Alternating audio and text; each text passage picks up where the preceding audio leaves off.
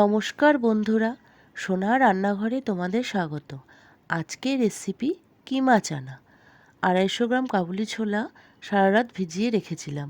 Pressure কুকারে 3টি city দিয়ে ছোলা সেদ্ধ করে নিলাম। এবার কড়াইয়ে সর্ষে তেল গরম করে জিরে, তেজপাতা, গোটা গরম মশলা ফোড়ন দিলাম। ফোড়ন ভাজা হয়ে গেলে পেঁয়াজ কুচি দিয়ে একটু ভেজে নিয়ে ছোট ছোট করে রাখা আলু, নুন ও হলুদ দিয়ে লঙ্কার গুঁড়ো মিশিয়ে কিছুক্ষণ ভাজলাম।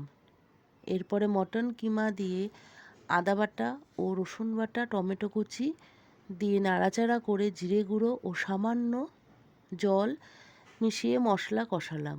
একটু চিনিও দিলাম। ভালো করে মশলা কষে গেলে সেদ্ধ করে রাখা কাবুলি ছোলা ও পরিমাণ মতো জল দিলাম। কিছুক্ষণ ফুটিয়ে নিয়ে কাসুরি মেথি দিয়ে ভালো করে নেড়েচেড়ে নামিয়ে নিলাম। তৈরি হয়ে গেল রুটি, পরোটা, নান, কুলচার সাথে খাওয়ার জন্য মুখরোচক কিমা চানা। আমার এই রেসিপিটি যদি তোমাদের ভালো লাগে তাহলে প্লিজ একটি লাইক ও সাবস্ক্রাইব করে দিও। তোমাদের একটি লাইক ও সাবস্ক্রাইব আমাকে এগিয়ে যেতে অনেক সাহায্য করবে। ধন্যবাদ বন্ধুরা।